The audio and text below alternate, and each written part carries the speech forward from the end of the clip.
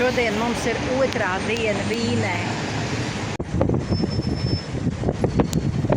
Celtnes mijas ar tādu vecu laiku arhitektūras veidojumu.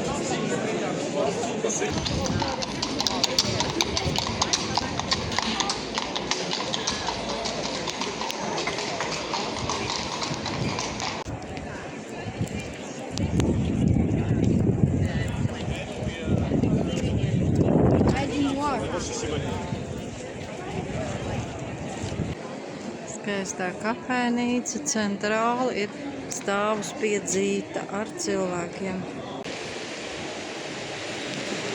Te ir glauni.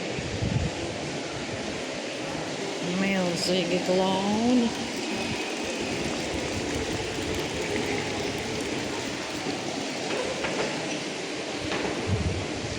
Viduslaiku celtnē iemontētas modernas lietas. Šita, piemēram.